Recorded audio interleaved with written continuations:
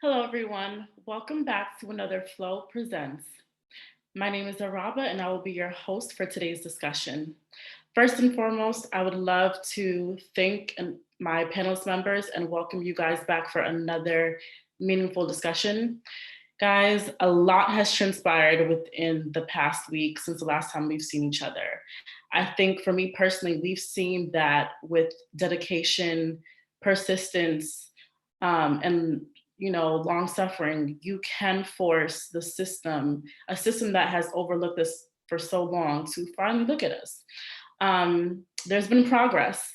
So Derek Chauvin, the officer that was involved in the murder of George Floyd, his charges have now been upgraded to second-degree murder.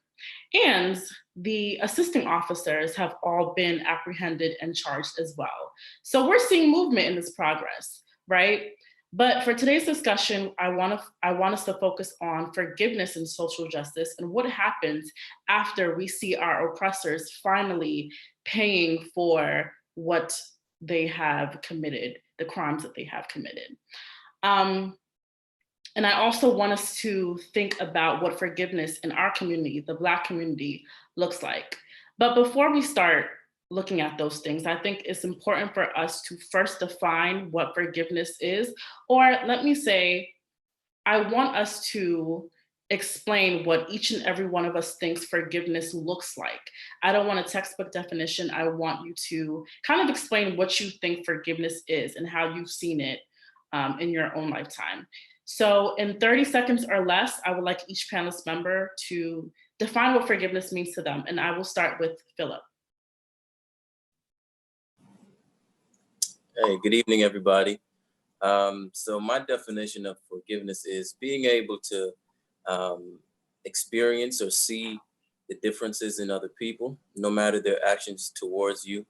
You're able to have a different perspective. I think my definition of forgiveness is a difference in perspective on how you perceive the situation or the person, as well as how you act or respond to said actions. Great. Simone? Evening, everyone. So for forgiveness, I think it's, coming to a place where I understand what it is that a person has done. And I guess I'm willing to move beyond whatever that wrongdoing was, just moving beyond that space. Great, thank you. Courtney?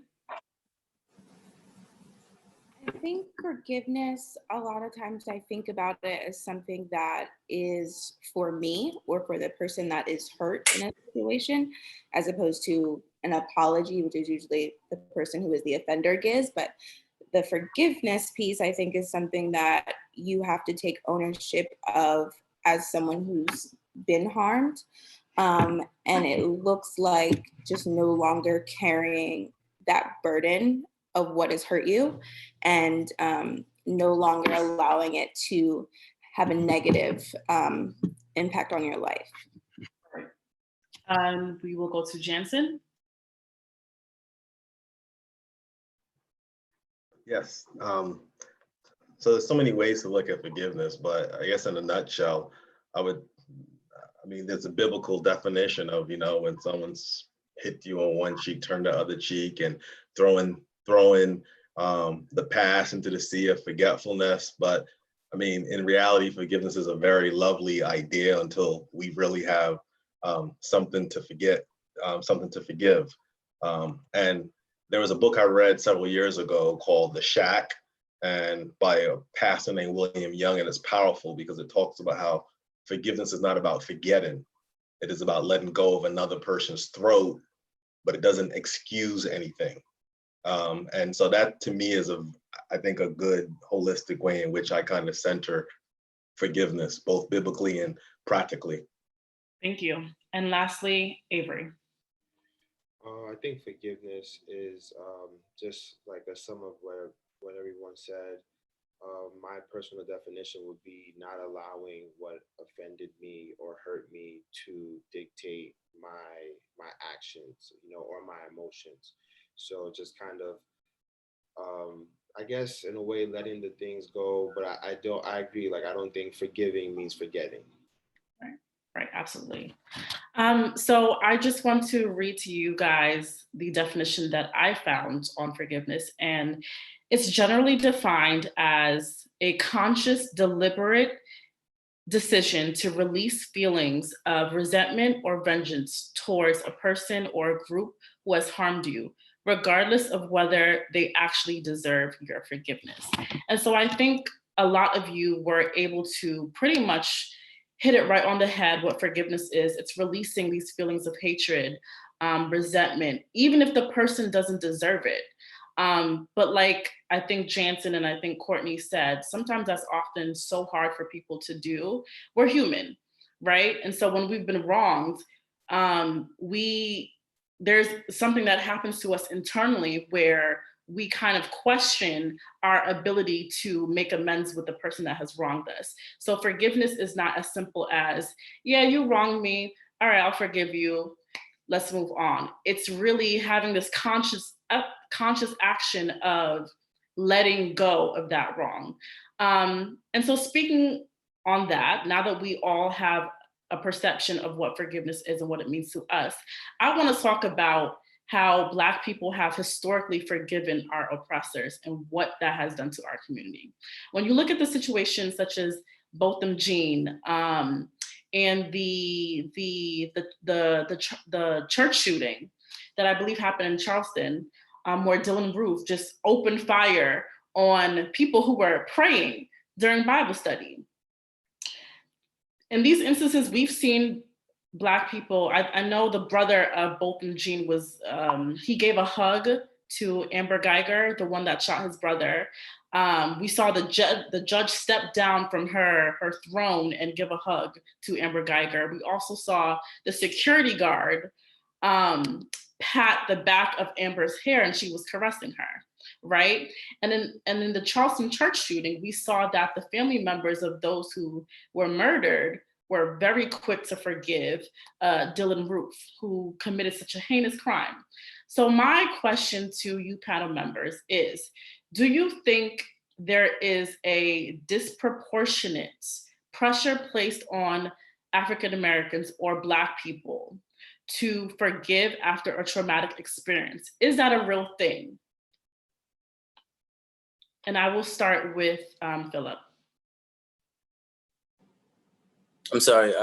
Your question was, do you think that there's pressure put on Black people to Yes, forgive? disproportionately. Are we expected more than any other group to forgive? I wouldn't say that we are expected to. I think that's kind of the given in this situation where white people will just, they're just like, hey, this is what we did, and nobody's really accountable for their actions. I do think maybe it's not an expectation, but it is what we are accustomed to doing in our history as Black people in America. So that's my take on it. Great. Jansen? Yeah, I would suggest that historically we've kind of had to face the brunt of a lot of turn the other cheek, but I don't know if it was necessarily because of we necessarily wanted to. It was just like Phillip alluded to, the system was just there. The system was there in place. So did I expect a system that had redlined me into a ghetto to then say, you know what, I'm sorry? No, those systems are there for a reason. And I think out of survival, people of African descent have had to either just swallow that lump in their throat, turn the other cheek and keep it moving for straight survival. And and I think over time that has become kind of the expectation that we will always turn the other cheek and we will always swallow that lump in our throat just in order to survive. But now I think America's kind of waking up to the reality that this current generation, they don't have the need to forgive in the way that was forgiven in the past, because now there's a level of accountability that's necessary. So see my time running out, so I'll stop.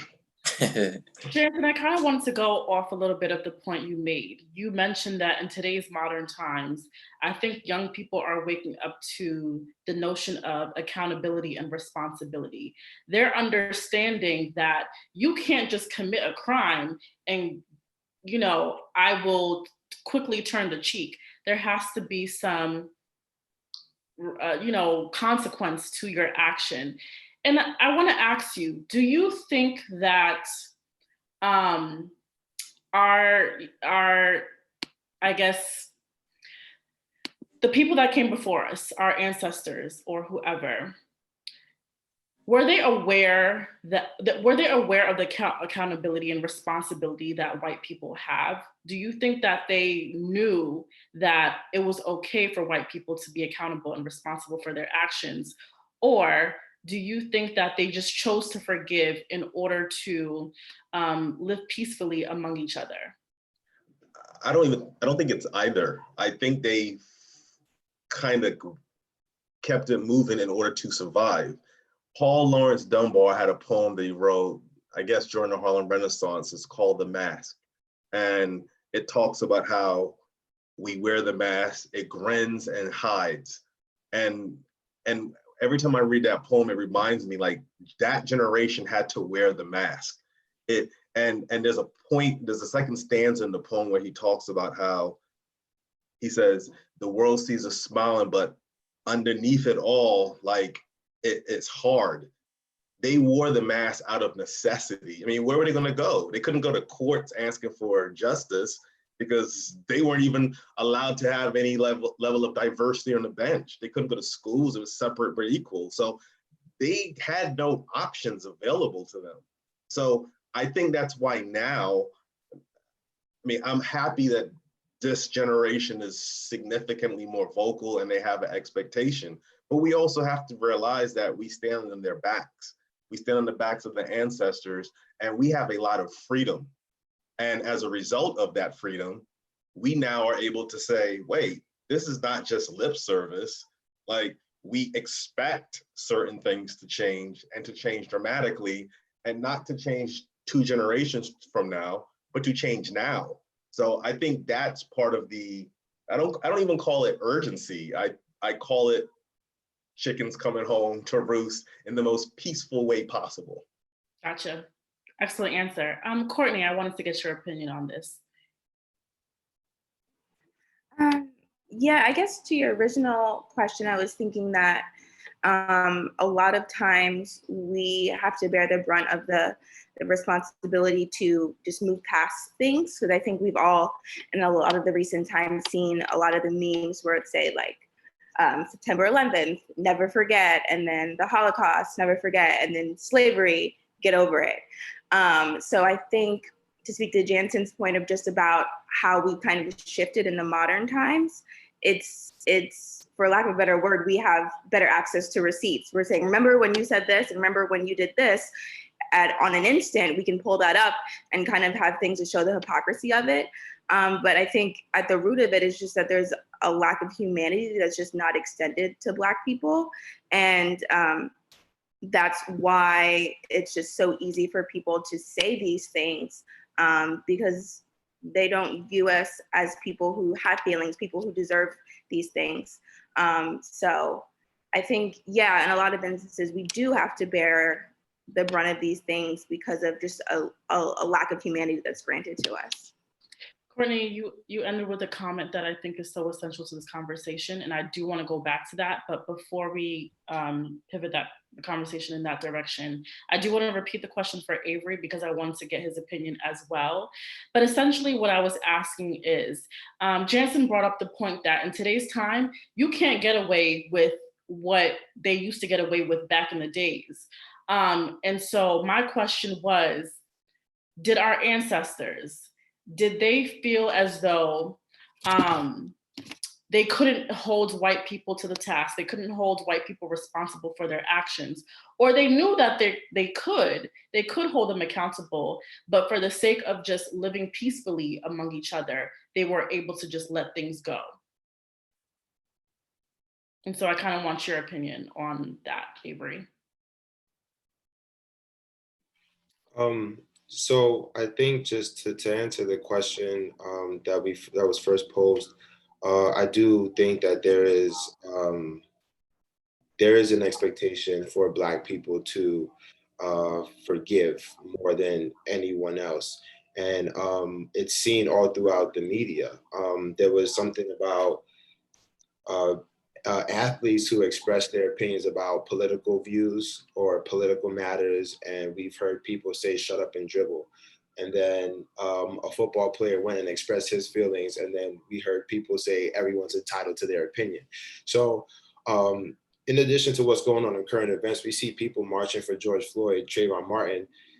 There's so many other cases that are now coming up where the families of the Black victims are saying, "Hey, I know the officers who murdered or who are responsible for the murder of George Floyd just got arrested, but my family has yet to find justice." So to answer the question, absolutely, like, it's always been, and I think that we've been conditioned to forgive, especially so quickly. It's been an expectation for us. So like when a Black life is taken, you know, cops get off. You know, we get upset, but it's just you know, there's so many signs that you see. Am I going to be next? And these are not popular signs by accident. It's the truth. It's like bad things happen to Black people, and white people continue to get away with it. And the expectation is for us to get over it. So yeah, I do think that there's pressure on us. And it's all started with our ancestors. Simone, before we go to the next question, did you want to add anything to the conversation? I think I agree with what had been said already. Avery actually brought up the same points that I had written here, that I think we've been conditioned to forgive, you know, from days of slavery and before. You know, a slave master does something, is, well, keep quiet, don't disturb the peace. We don't want you to, you know, ruffle any feathers, just keep it moving. And that has kind of passed down from generation to generation. But at some point in time, now this current generation is being told, hey, stand up for yourselves.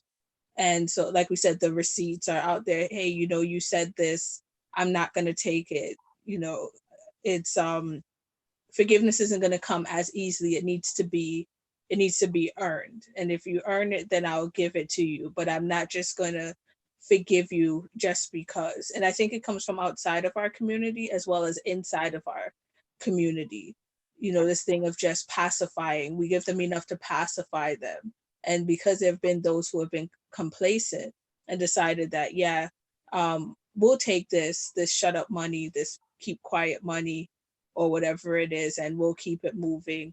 They, you know, whites continue to do what they're doing because they haven't been held accountable. Right. And I think a lot of you, Simone, you just mentioned this, and a lot of others, Avery, Courtney, you kept saying we've been conditioned to forgive. And so I wanted to segue the conversation into something that I saw, a viral video that I saw on Instagram and Twitter. And it was this group of white people on bended knee, reaching their hands out to a group of Black people, and they were praying and asking for forgiveness, and they were repenting, I guess, for the sins of themselves, their ancestors, and, you know, the whole white community for the wrongs that they have continuously done to Black people. Now, I've seen some mixed reviews. I don't know if you guys saw the video, but I've seen a lot of comments and mixed reviews. Some people were very open to accepting this apology, and some people had some not so nice choice words. I'll read you some of the comments that I saw on Twitter. One of the responses was, "Dear Black community, we need to stop forgiving our oppressors with no action justice. While we forgive and forget, they continue to terrorize." And another comment that I thought was really interesting, had some truth to it. "Why are Black people the most forgiving? We don't forgive little tiny mistakes, slip ups, fender benders, our sneakers being stepped on, our food being eaten, But we so readily and easily forgive Massa for years of slavery, 99 years of Jim Crow, uh, 10 years of 10 years of lynching, and 15 years of civil rights, fighting for civil rights, and now police brutality. And so I think that was such a loaded statement and a loaded response to that viral video. My question to you guys is, it's a two-part question. So if you feel the need to choose and pick what question you answer, first, I want to know, do you think the actions of our white allies in this new Black Lives Matter movement, do you think their actions are truly genuine? Can we trust them? Because we've seen this new wave, the shift in the universe where so many white people are now joining in the fight. Can we trust them? One. And two, does forgiveness in a time like this send the wrong message? I'm gonna start with Avery, then I'm gonna go to Phillip. Can we trust them? I think it's hard to say. Only time will tell. That's just like my first thoughts. It's way too soon because we just have to see what comes from the protests, what comes from the apologies, what comes from all these social media campaigns. We have to see the result of it, because right now it's all just things that you scroll and you like, oh, that was cool, thank you, Ben and Jerry's, thank you. But people are still, so I think it's just a matter of time. And then the second part of the question was, what'd you say? Sorry. Can forgiveness in a time like this send the wrong message? Right. I mentioned this before. Absolutely. I don't think that it's appropriate to be talking about forgiveness during these times. People are grieving. A lot of past emotions and experiences are now coming to the forefront. This is years. This is a heavy issue, and it's very inappropriate, I believe, to be talking about forgiveness during this time. Okay, I'm gonna go to Phillip and then Jansen. I'm really interested in hearing your response to this. So I think that I have a difference in opinion from Avery when it comes to the timing of forgiveness. If we're taking into account scripture, the principles or the truths, as many people will describe it as, those are timeless. Those are things that you can't really say now is the time for it, in my opinion. So, for instance, in this case, I think that it's always a good time to exercise forgiveness. Now, in the Black community, I've been hearing the sentiment of forgiveness meaning acquiescence, like we kind of just sit back and allow whatever it is to take place. And that's not the accurate description or explanation of forgiveness. So even though that somebody did something wrong to me, or somebody that's a part of my family or the Black community or anybody for that matter, I can still forgive them. However, there is still a consequence to their actions. It doesn't matter what it is. There's always a good or bad or a positive or negative reaction to an action.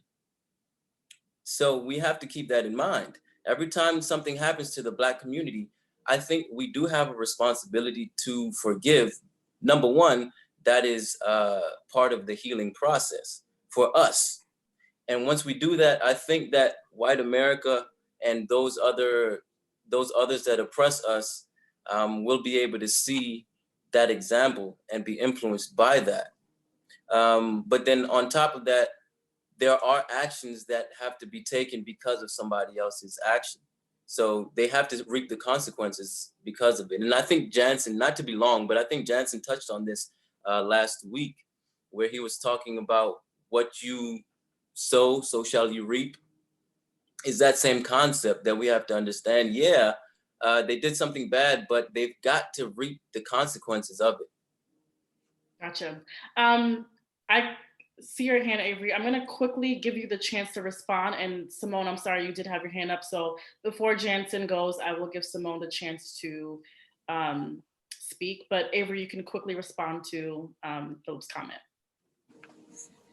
So just to quickly respond to what Phil said, I think, let's look at how the Black crimes are portrayed in the media.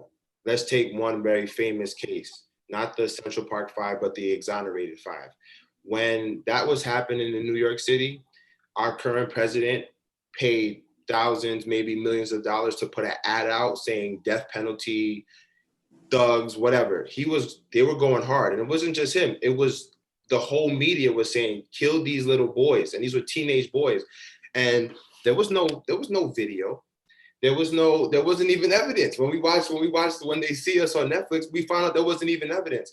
And during that time of this vicious act against this woman, there was no conversations of, hey, white people, hey, woman's family or hey, woman who, was almost brain dead or whatever her injuries were, get up out of your coma and forgive these young teenage boys, forgive them. So when I say that, I think it's an inappropriate time. It's like Black people are dying. We have video of it. We have the stories. We have the news articles. It's all over social media. There's protests. And then in the same breath, we're saying, yo, forgive. And that's what I don't think is fair, because when bad things happen to other people of other colors and ethnicities, it's not the same conversation. It's death penalties. It's let's put them on a billboard. Let's pay millions and thousands of dollars to execute them, give them, and it's not fair. Can I respond real quick? It's not gonna be long. Okay, just really quickly, and then we'll hop into some So I think that we make a mistake when we compare ourselves to other people. Reason being that if we are the church, we're supposed to conduct ourselves in the manner that the word says we're supposed to, meaning we are a peculiar people, a royal priesthood. So we don't go off of how other people might respond to whatever atrocities might happen to us, but we're always supposed to go above and beyond to ensure that we are sticking to the word. So. Got you. Thank you. Simone, go ahead, and then Jansen, we'll go to you. All right.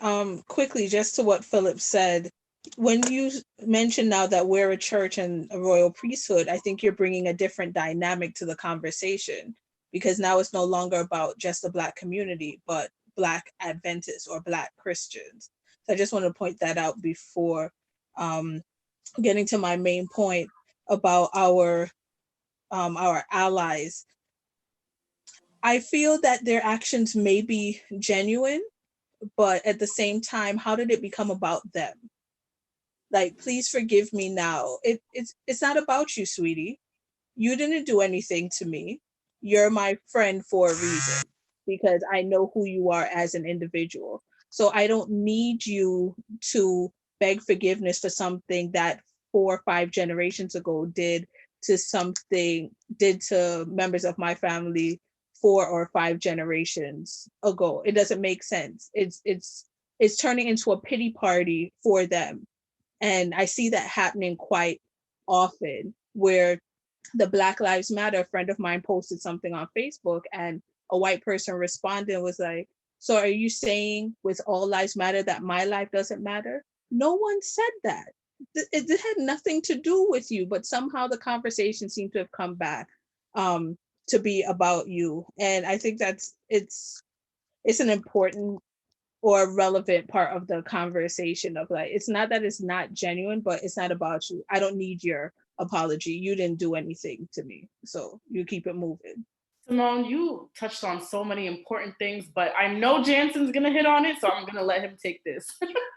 Go ahead, Jansen. No, I mean, I was about to get a bag of popcorn just watching Avery and Phillip have the discussion. Like, this is a good and very important dialogue to have. And I do want to pretty much echo what Simone said. I mean, me looking at our white brothers and sisters who feel bad, kneeling down, kissing the ground, begging for forgiveness, like, that's theater. In fact, it's performative theater. I acted when I was in college, and I know, like, theater when I see it, because what happens is they do that, they leave their rally, they go home, they go back to their lives, and they say, yeah, I marched, I did this, I feel good, and now I'm done. I go back to my privileged existence. No, it's not about that. It's about, if you do in fact feel sorry, I don't need you to kiss my shoes. Like Simone said, this was multiple generations ago. We are feeling the effects of it. We are feeling the effects of the systems that are in place. So what I don't need you to kiss my toes and to bend the knee, even though I do like Game of Thrones, so, but I don't need that. What I need is for you to go out in November and get politicians that will help me get the changes that we need in place. We need to focus on qualified immunity when it comes to police and civil lawsuits. Like, so don't bend the knee. Go and focus on that. Sign the petitions, email, and call your elected representatives to focus on qualified immunity. Have your people look at use of force practices in the police department.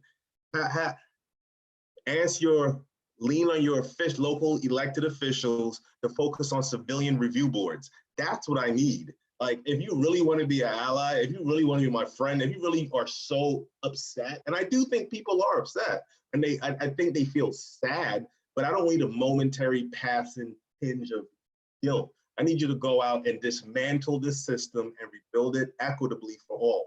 That's how I know that we ride together. Great, thank you. So I kind of wanted to formulate this question off of a comment that Avery made. And it touches a little bit on Simone and Jansen, your point. But my question is, how does this narrative of forgiveness impacts our mental health? And also, how does this, because what I've observed is, like Avery said, I think he said important things, and I want to acknowledge what he said, because I think oftentimes there's this huge narrative of forgiveness immediately after one of our own has been killed. And Courtney, I kind of wanted to go to you first, because I know you're in the education field, and in a lot of ways, mental health does intersect with education. So my question to you and everyone else is, how do these narratives impact our mental health? Okay. Can you repeat the first part just about the narrative? I got the question, but repeat the Yeah. So my whole thing is, Avery touched a little bit on how there's this strong narrative of we have to forgive, we have to forgive. Oftentimes this narrative comes immediately after one of our own has been killed. And so I want to know, how does this impact our mental health? I mean, I definitely think it has a negative effect, that's for sure. I think if you immediately go to forgiveness without exposing the very apparent truths, you go down a slippery slope of having the affected parties' feelings being further suppressed, further ignored. And I think that there's really not a sincere amount of grace that can be extended in that way if those truths aren't exposed. And I think personally, like without the grace of God in my life and just realizing who I am in Christ, like that forgiveness would not be possible. It's just, I don't see it for myself as, just in the culture that we live in, and that I know that the only way that I'm able to forgive these centuries of atrocities is through him. So I think that's something that we constantly need to come back to, because without that renewed faith, I think it's very, very dangerous to all of our mental health. Absolutely. Avery, you're not in the mental health field, I'm sorry. You're in the healthcare field, but mental health does intersect and come into play a lot in the work that you do. And so I'm curious to what your response is, especially being that you're the one that brought the comment up. I think the effects of having these conversations too soon, I think it leads to further trauma. I think it conditions us for abuse. If you think about like abusive relationships, sometimes with like, whether it be animals or even with kids, you might hit a kid or you hurt a kid and then you say, come here and give me a hug.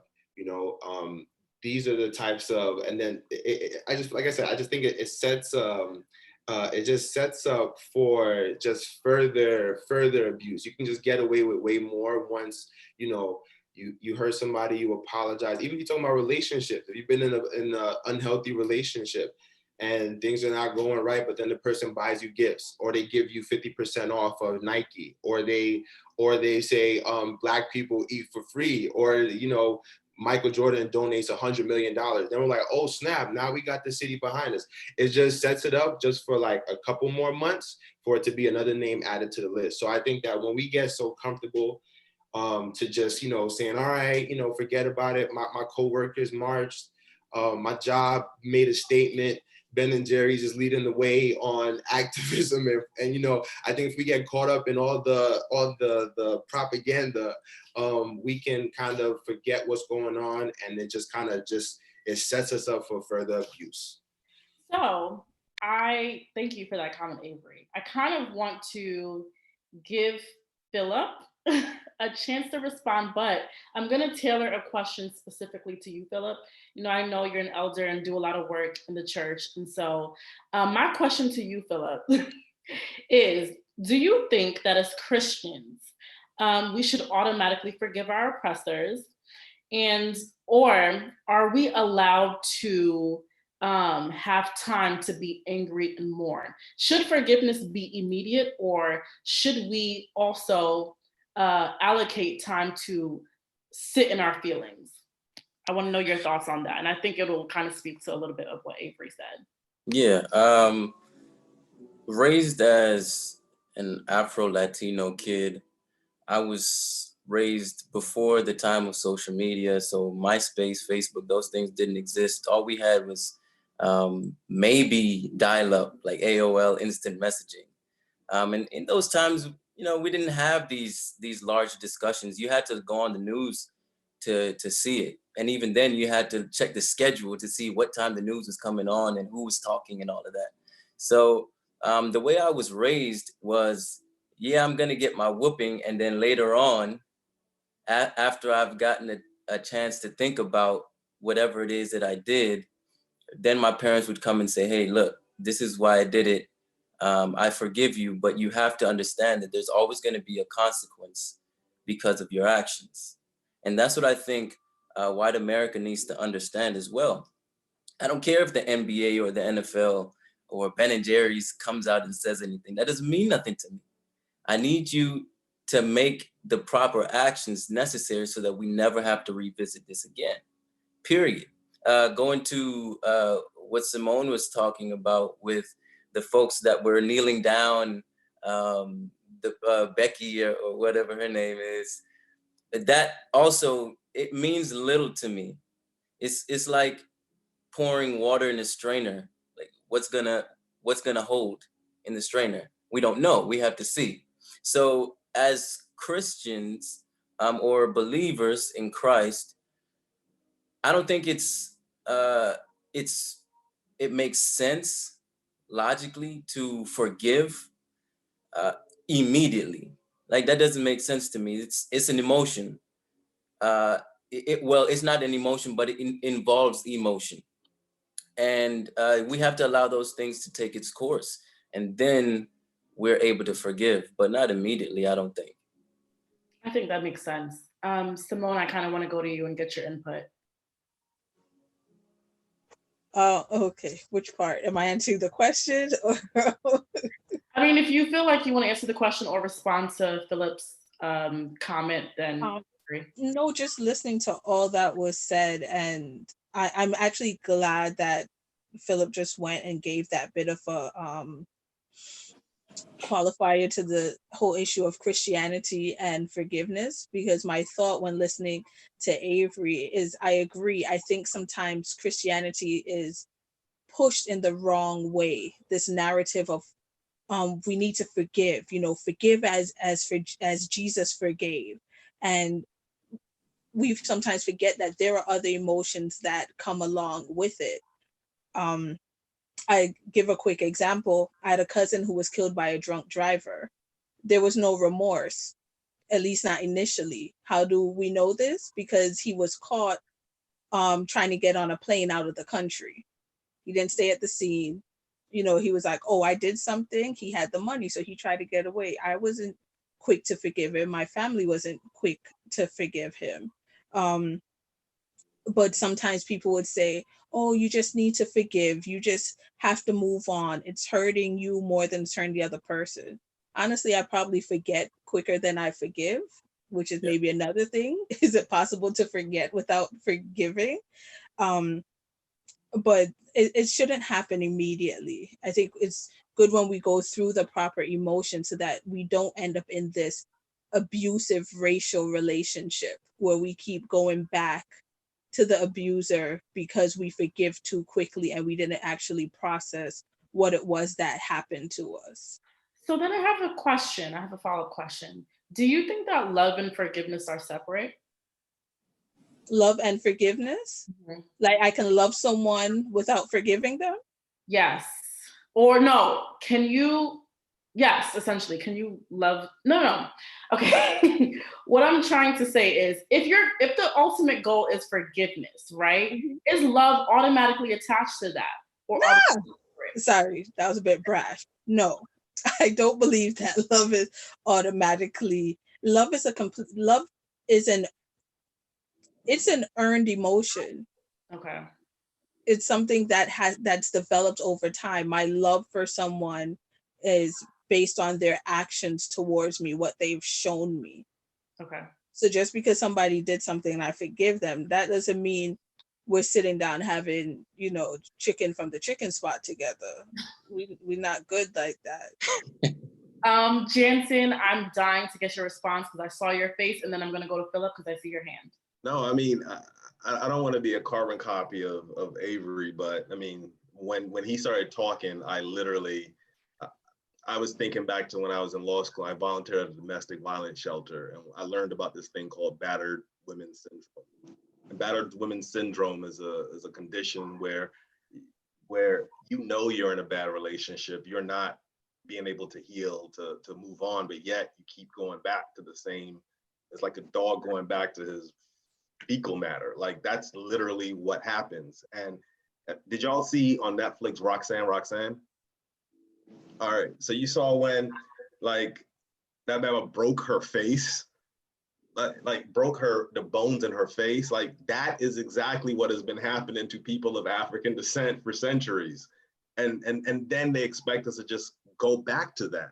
So we have to be very, when we're talking about these terms like love and forgiveness, we have to be very realistic. Like, do you expect Roxanne to go back to the abuser? No, you want her to move on, to heal, to live her best life, to forgive in the sense of she's not holding on to the past, kind of like her mom.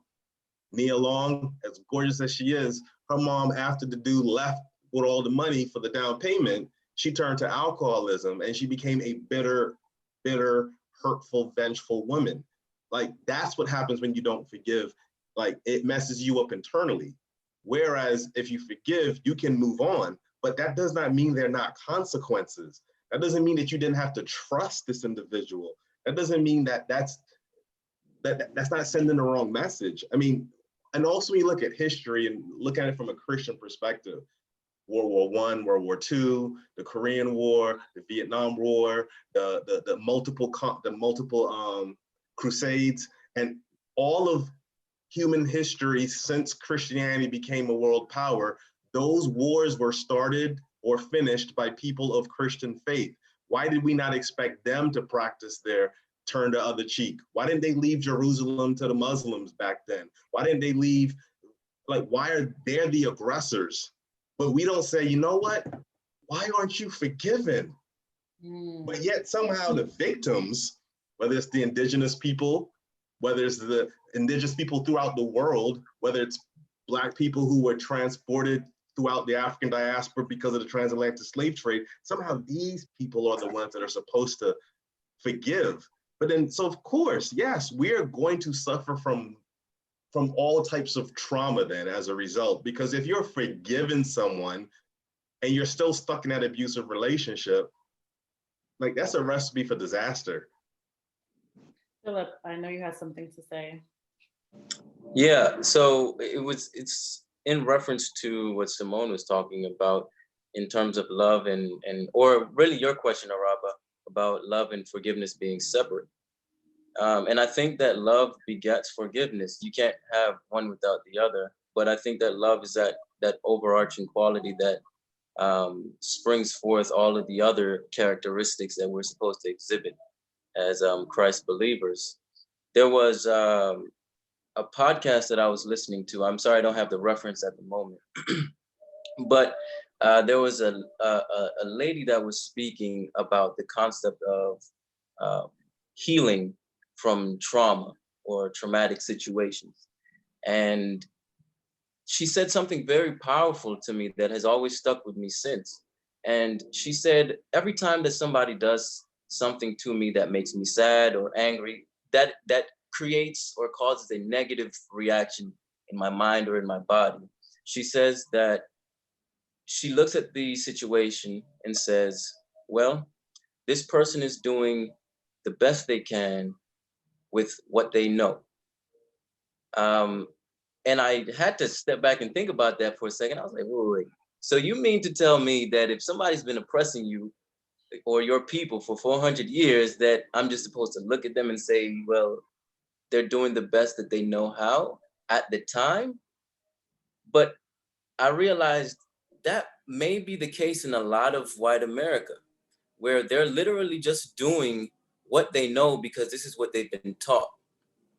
Now, telling me to forgive doesn't excuse your misunderstanding or miseducation of what has transpired in America towards Black people.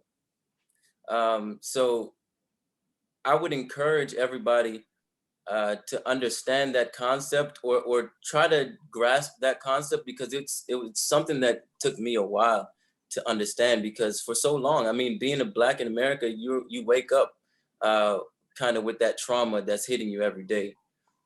So grasping that concept is not something that's easy, but I think it is very integral in your healing process. Thank you for that comment. Courtney, do you disagree or agree with any of the comments that have been made so far? I'm kind of interested in hearing what you have to say. I don't know. Maybe I'm a little conflicted. I don't know if I have a strong opinion one way or the other. I'm already forgetting what I was thinking about in that moment. Forgive me. But yeah, I think I best can say it is I don't know if you can necessarily, if you are a believer, say that you can not love another person while also saying that you do forgive them. I don't know. So I think it's very nuanced, and it can even vary, based on where you are, like in your spiritual journey. But yeah, I think for me, I'm a little conflicted. Okay. Avery, I saw you shaking your head. I'm not sure if it was.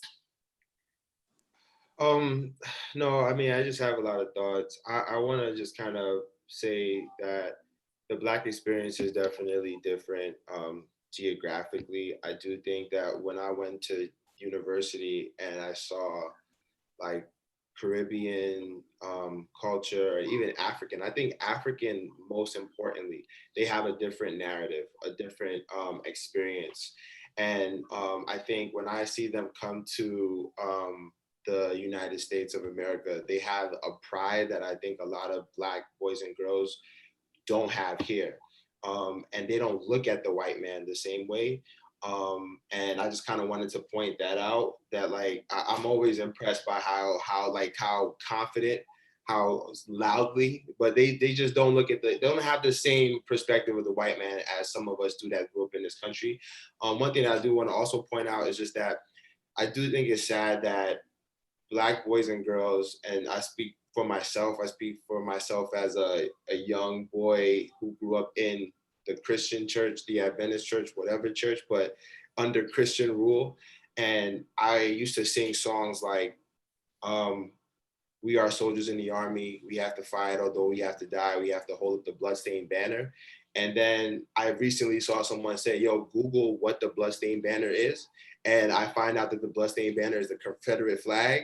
And as a little boy, I'm singing these songs and I don't want to throw my school under the bus, but I went to an Adventist institution where there were black teachers. I got black parents, you know, there's black elders on this call, but these are songs that our boys and girls have been singing. And I just don't think that it's fair. In the same way that we sang songs like that, we were also conditioned, I think, to forgive, I think black boys and girls were raised in love and in forgiveness and in respect. And it's just not fair because like I said, everyone else, it's a different story. But for us, we gotta say yes, sir, because it's a survival thing, but it's completely. So Avery, thank you so much for your comments. That you put me onto game. I did not know that's what the bloodstained banner was. And so now I'm a little taken aback. I'm not gonna lie. I see Jansen and Courtney, you do have your hands up, so I'm interested in what you guys have to comment on that. Jansen, go ahead first. Yeah, Avery out here dropping gems today, so I definitely respect that. I mean, what he said actually dovetailed what I was going to say.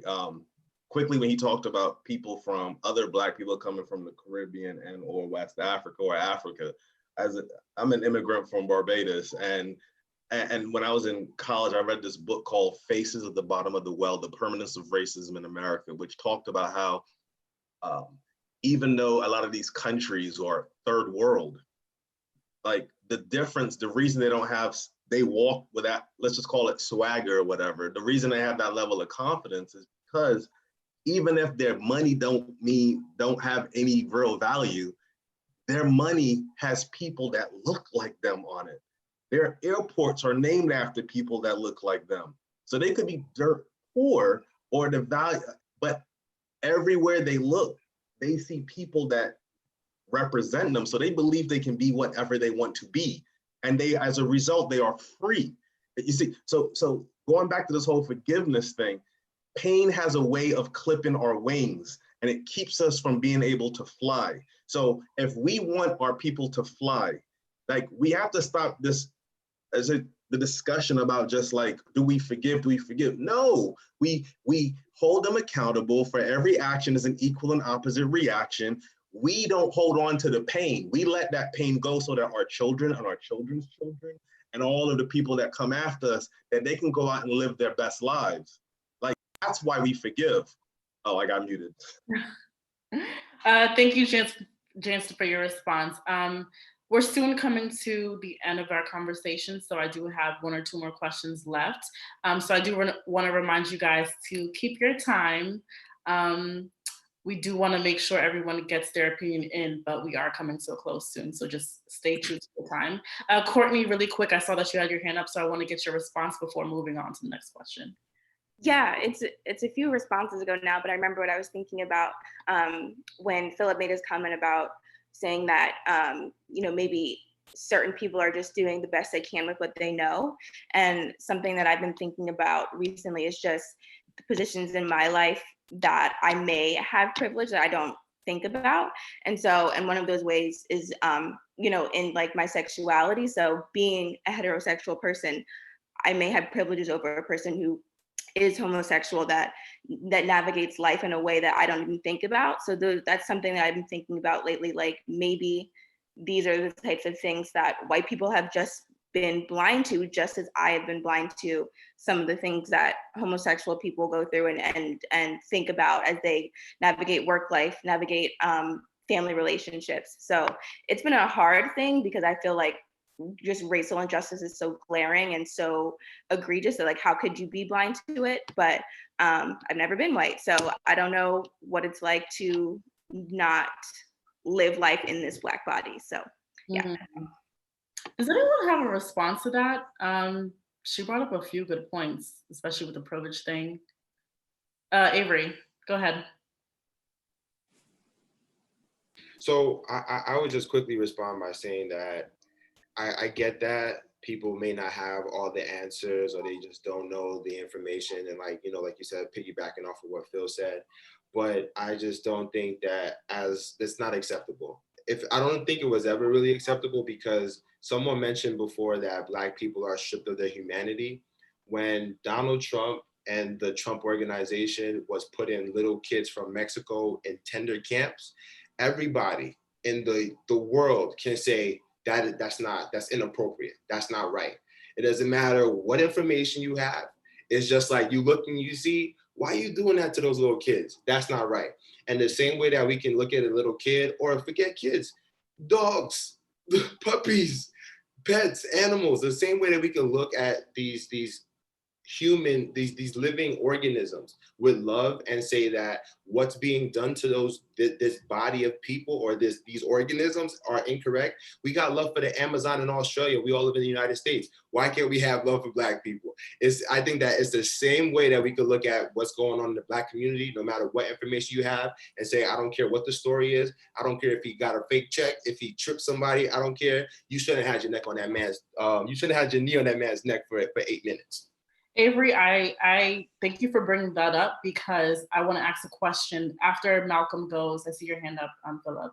After he goes, I want to ask a question about solidarity, and so please do keep those thoughts in mind. Phillip, go ahead.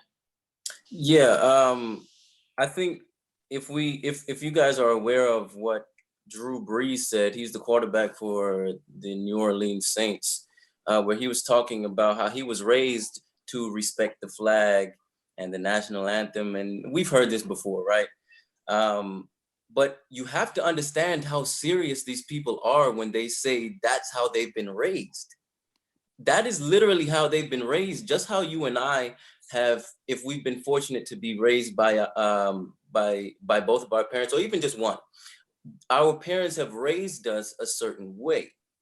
So we have to understand that there's a certain conditioning that comes with that. So it's not to negate the fact that, they don't know, and they just need to see how egregious these actions are. Yes, that's true. There's no excuse for you putting your knee on somebody's neck for nearly 9 minutes. That's just common sense. However, what we're talking about is that conditioned behavior, what you were raised to believe. Belief and actions, those are two different things. So we have to understand, what is the belief that these people have about us? What is the mindset that they've been raised to have? That's the part that we're kind of trying to change here, because what you believe is how you're going to act. And so, Phillip, just to your comment, you got me thinking, because I've had this conversation with a few of my friends before. And, we've talked about conditioning, if white and Black people are conditioned differently. And to a lot of my experience, my friends' experience, we've realized that we haven't necessarily had conversations with our parents of, don't go to school and make fun of the white person, don't call them cracker, don't use racial slurs. And so to me, it's almost like some of these things should be innate. There's just certain things, there's this basic level of humanity I would like to think that we all have. And so why is it that we are able to, or we feel the necessity to kind of not excuse, but have compassion for the lack of knowledge that our white counterparts have? Because I'm not saying that they weren't conditioned differently, but I do think there is a difference in white and Black communities where a lot of Black people didn't have to have the talk with their parents on how to be kind to other children. You know what I'm saying? And so, Avery, I see, I see you have a lot to say. I wanted to go to, Jansen had his hand up. Avery will go to you, and then Simone will go to you. No, I'm just going to touch on the Drew Brees thing, because I've seen that, and I've seen, again, all the white brothers and sisters are having these cathartic moments of clarity now. But again, when Colin Kaepernick and all the other athletes were literally just bending the knee, they're like, Drew Brees was saying that's disrespectful. Like, that's disrespectful to all of our military people, even though the protest was solely against police brutality. So I can't just buy, like, yes, you may have been raised a certain way, but this dude he played D1 college football, and he has been in the NFL which is a like 95% African-American league, for almost 15 years, if not over 15 years. that's 20 years where he should have known. Or you have a conversation with these people that you call your brothers. You have a conversation with people you call your brothers and have that conversation and find out like, yo, why are you're supposed to stand for the flag. But no, he stayed in his little bubble, or he did what he felt was appropriate until now it's a little bit safer to be like, oh, everyone's recognizing their humanity. Let's jump on that bandwagon. Now, I can't just, no. And I love Drew Brees as a quarterback, as a football player, but like, nah, that's disingenuous. I hear you. Avery and then Simone. No, go Simone. Okay, Simone, go ahead.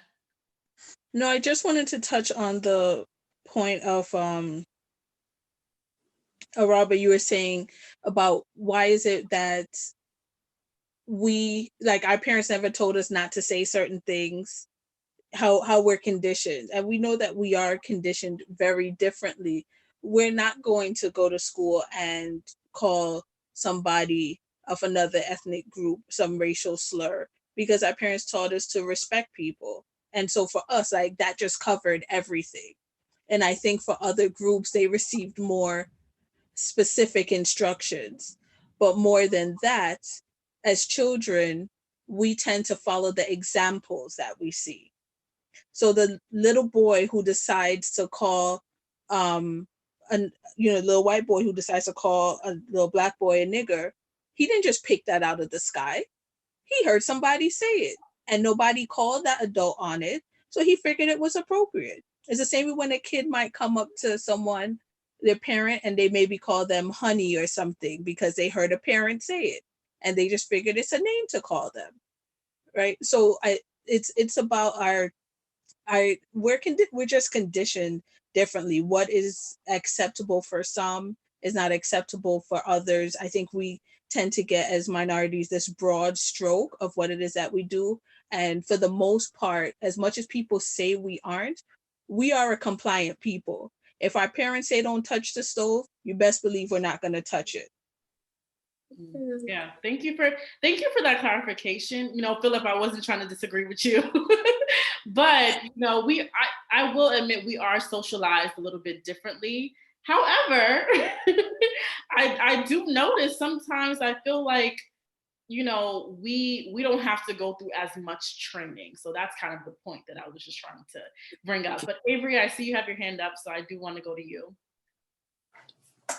Please unmute yourself. So I just wanted to say, like, you guys, I agree with you, Simone, where, your upbringing has a part to play. However, I'm a Jansen because Drew Brees is not a child. That man is a grown man. He makes millions of dollars and he has children of his own and a whole wife. And I think one thing that we have to understand as well is that he is not living somewhere in the Midwest where Black people don't exist. He is playing in there's a whole lot of Black men and their families who are playing in the NFL, who are, forget playing, that go to work with him, because this is his job. He works with a whole bunch of Black men and Black culture and Black everything. So for him to be like, oh, this is how it's inappropriate, like, I can't get with that anymore. I do think that, like, just to take it a step further, if you make a bunch of racist jokes or you feel like, oh, Puerto Ricans are this way or Mexicans are this way, but then you go and you spend time with these people, it's hard to now make the same jokes. I feel like now you have a better understanding. Now you are no longer ignorant. And when people spend time with Black people and still allow racism, allow the microaggressions, or just allow the ignorance to continue, you're just as bad. You're just like, because now you know better. Drew Brees knows Colin Kaepernick. That was his coworker. That was his colleague. He understands the Black experience a little more than a white person that is disconnected. So, Phillip, I see your hand, Simone. I really do want to go to Phillip. And then Courtney, I also do have a question for you because we talked about how children are socialized differently. And so I know you are in the education fields. I'm interested in getting your perspective of how you see day to day the difference in socialization or conditioning from different races of children. So we're going to go to Phillip and then Courtney. Yeah, so this Drew Brees thing and the Drew Breeses of the world, we have to understand that just because you're around Black people doesn't mean that you are aware in what their plight is or their experience or how they feel or anything like that. You can be around somebody and spend time with them, a significant amount of time, but not really know who they are and what their experience is. It's sort of something that you have to be conscious or aware of in the moment to presently, specifically seek out that kind of information. Because remember, like we've already said, they've been raised a certain way. So they have to consciously say, wow, this person is different. They are raised different. Their skin color is different. People treat them differently. Why should I not treat them negatively? Why should I not treat them how people in the past have treated them? You have to consciously ask yourself these questions. And for the Drew Breeses of the world, I mean, it's pretty obvious they haven't asked themselves those questions. It's like a relationship between a man and a woman in a marriage. I mean, you can, and even your kids, if you have them, they change from day to day. But if you're not continuously interacting with them on deeper than a surface level, it has to be deeper than that. You're not going to understand what their experience is. So I can't necessarily fault his upbringing, but I can fault Drew Brees and all of the Drew Breeses in the world for not being aware in the moments when they should have been. Thank you, Phillip. Courtney, I did want to get your perspective. Did you need me to repeat the question, or do you have your? Yeah, can you repeat it one more time? Yeah, so we talked a little bit earlier about socialization and how we are conditioned differently as children. You did mention last week that you work in education. So I wanted to know, do you experience firsthand how, is there a specific age group that you work with? Yeah, like good preschool to elementary. Got you. So those are perfect ages to talk about. Do you notice a difference from the white kids and the black kids? Do you notice any difference in, I guess, how they approach race, if they are approaching race at that age? If not, what are some of the differences that you realize on a grand scale of how they have been brought up? I'm kind of laughing because there are no white children in my school, but I can contrast it to my own experience where I was usually the only black child. So and a lot of times I just, even though the kids in my school come from like very different circumstances than I grew up in, it's just, I sometimes sit in awe of my kids to see that they're taught by all black teachers, to have teachers that so like fervently push, celebrating Black History Month and celebrating themselves in books and seeing themselves positively in movies and things like that. I just think about what a privilege that is, but at the same time, it shouldn't be a privilege. It should be something that's afforded to all kids, and it's just not. But I also think the reality situation is, this society that we live in was not created for us. The Constitution was not created with Black people in mind. The police was not created in mind to protect Black people. The education system was not created with the advancement of Black and brown kids in mind. So I think in many ways, all of those institutions are flawed. And I think it does condition kids to kind of behave in ways that either A, forces them to assimilate, or to actively go against what is expected of them because they don't see it as attainable. Gotcha. Yeah. Thank you. Simone, you did have your hand up a while back. I'm not sure if you still remember your point, but if you do, feel free to make it. Yeah, it's cool. No, I just wanted to, with Avery's comment, I just wanted to be clear that I was not defending Drew Brees' statement. It was more so about your point with how we're conditioned as children. I think going back to what Phillip said as well, it's as we get older and we go into different circles, the hope is that exposure allows us to make more informed decisions. But I think those informed decisions also leads to divisions sometimes. For example, people talk about, we mentioned it earlier, the difference between Blacks who come from the continent of Africa and Blacks from the Caribbean, and how they tend to differ from Blacks who are in America.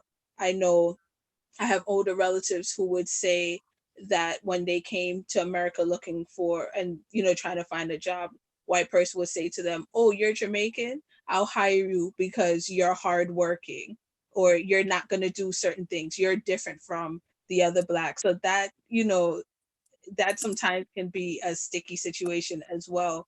And then to your other question, Araba, about education, I teach high school. And it was interesting this week.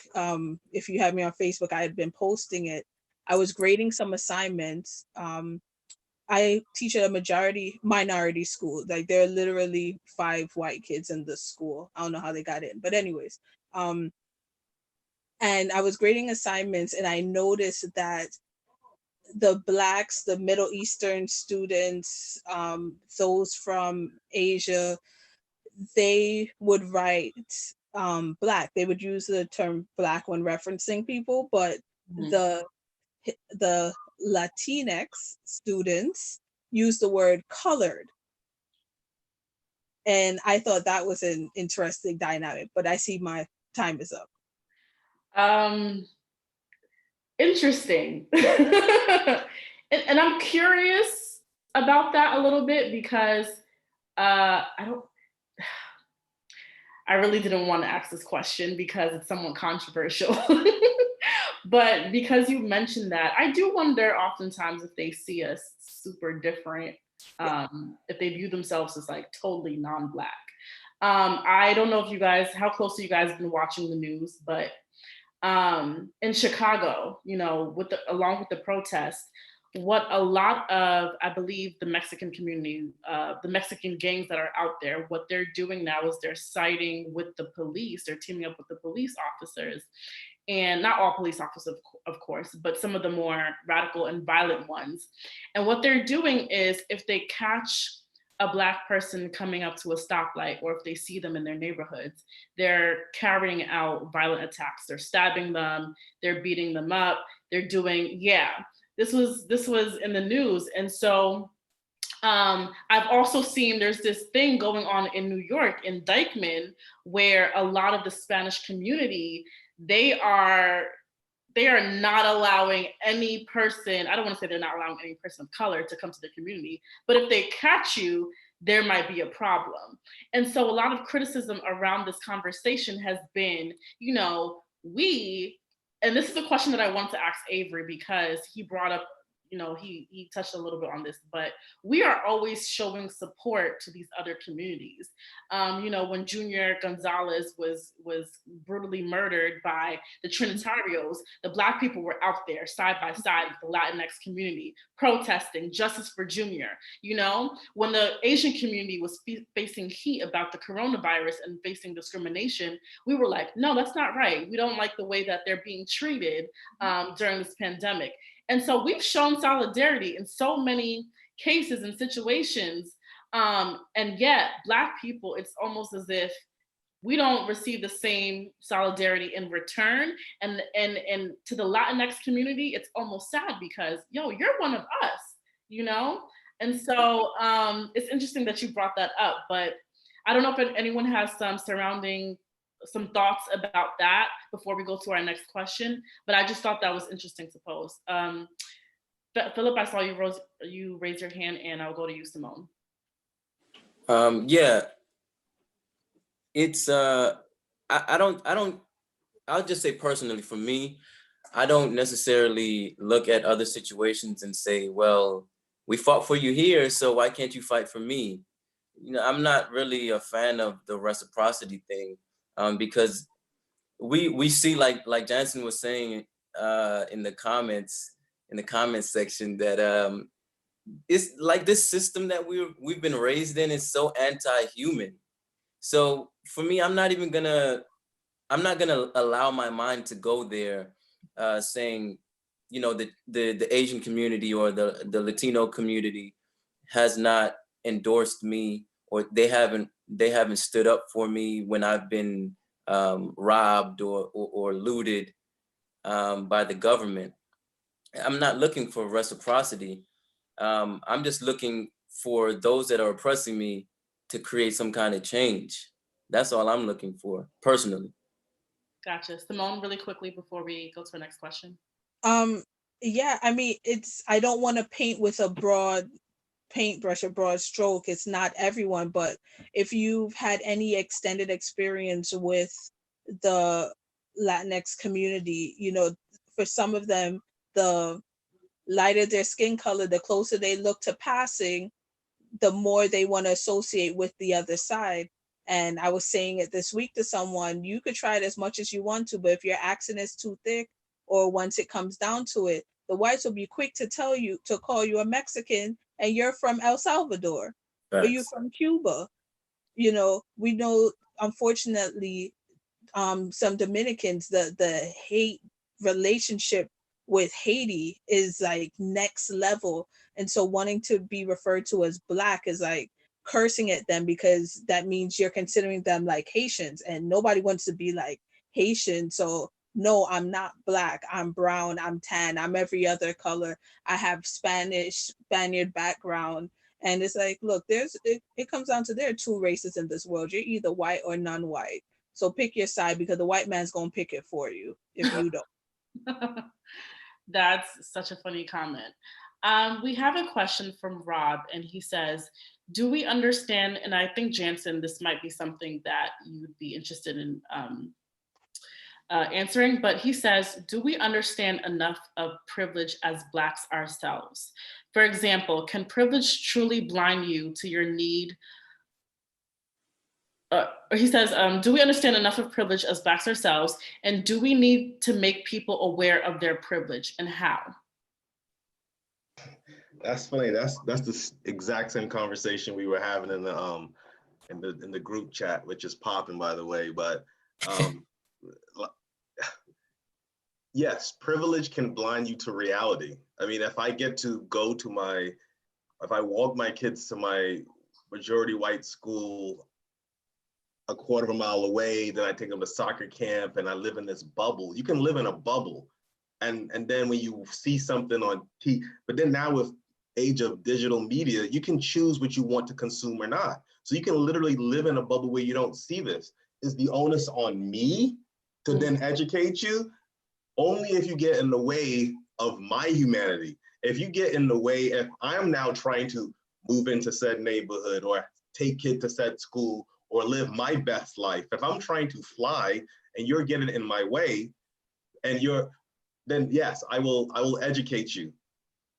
Gotcha. In either the Martin Luther King manner or the Malcolm X manner, but like, you will be educated. And I think it's incumbent on all people to do that. So going back very briefly to the other ethnicities, again, this all feeds into this notion of white superiority, and that Black people are somehow the lower caste. And so then you have Asians, Hispanics, Irish, Italians, people who were all marginalized when they first came to America. These are the people that are now trying to separate themselves from this lower caste of Blackness. In fact, Black people are many people of African descent, or even they buy into that whole framework. So we need to educate ourselves on our beauty, on our heritage, very quick.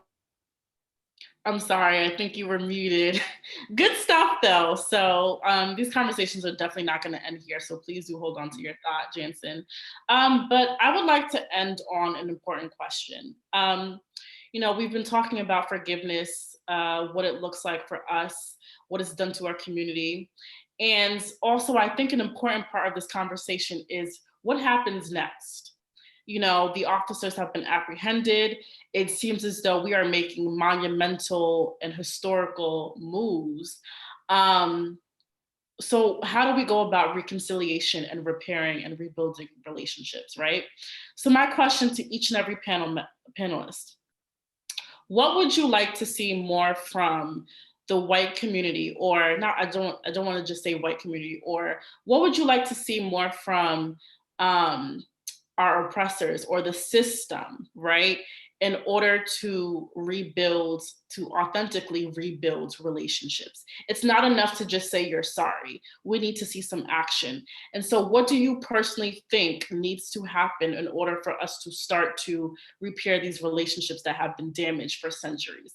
And I will start with Courtney, I want to please urge everyone, we are coming to the end, so please do try and keep your responses underneath a minute. So Courtney, go ahead. I think a lot of it, I think it's interesting that I was a part of a call earlier this week, and then someone in response to that question brought up, why don't we, try and build better like community relations with the police? And I think that's often a response. And I don't really like that one because I just think that, it's being a cop is a choice, right? And if you choose to be a part of such an organization, that's something that you have to own in terms of the way that it's viewed in the community and the negative aspects of it. So I just want to put that thing out there. But also I think at least especially in like workplaces, I've been seeing a lot of people say they've just been disappointed by their company's responses to everything that's been happening. And I think it's just more than being like a diverse institution, we also have to be inclusionary. Yeah. Gotcha. Thank you. I'm gonna go to Simone.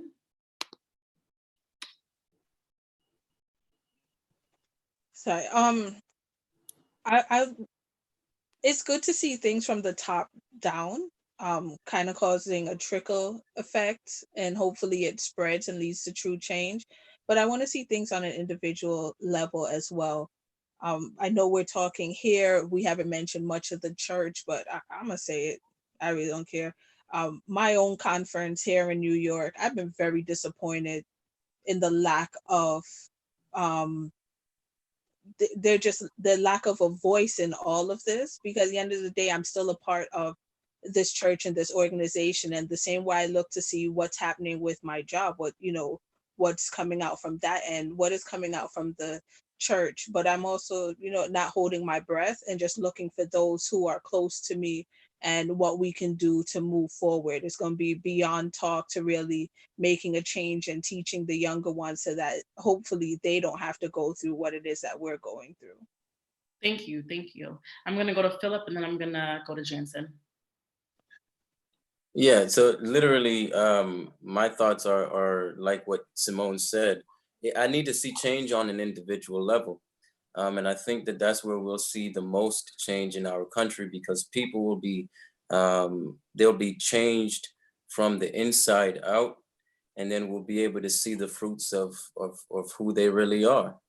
That's where we get the most change, and the change that really comes from the heart.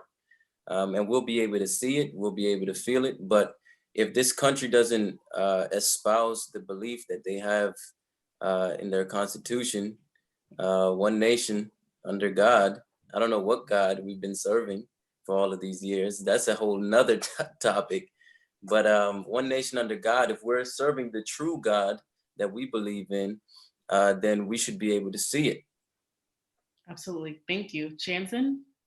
Yeah, so that's a whole nother topic. I mean, a whole other topic if you're looking at like how is Christianity in the 21st century? There's a book by Rob Bell called Jesus Wants to Save Christians, a manifesto for the church in exile. It's a very strong read. But in terms of answering your question, what you want to see from the white community of cops, well, I want to see systemic change. I mean, I'm all about, yes, individual relationship, kumbaya, Mr. Rogers, but like there's a West African term, well, Ghanaian actually, Sankofa, that says one must look back to understand where one is going. So in order for this country to really go forward in true equality, they must look back and see that this entire system was designed a certain way, and then have an actual desire to change it. Then the shared outrage that they now have as a result of being confined because of COVID, they didn't need to then translate that into the voting box. They need to translate that into demanding that when you look at civilian lawsuits, that we get rid of qualified immunity, that we focus on the demilitarization of the police force. These are things that impact not just the Black community, but the white community. So like they need to focus on those actual critical substantive changes, having civilian review boards. That's what I want to see. If they do that, then it's all good. That means we are all flying, we're all living our best lives, and we can break bread together all day, every day. Absolutely. So I just want to thank each and every one of you for contributing to another week of our conversation on social justice. I've definitely learned a lot from the various perspectives, and I think this is such a topic that is controversial in our community. You know, some people feel that we should forgive easily. Some people feel like screw forgiveness. That's not our ministry in life because of what we've gone through for centuries. But I think at the end of the day, just coming together on this platform to discuss, you know, the many hurts that we face, I think it's important to acknowledge those things are there, those emotions are there. And so, yeah, thank you guys so much once again for joining us for this impactful discussion. To our family watching on YouTube, I want to encourage you guys to stay tuned for our discussion for next Sabbath at 4:30. Thank you guys so much again, and please stay safe.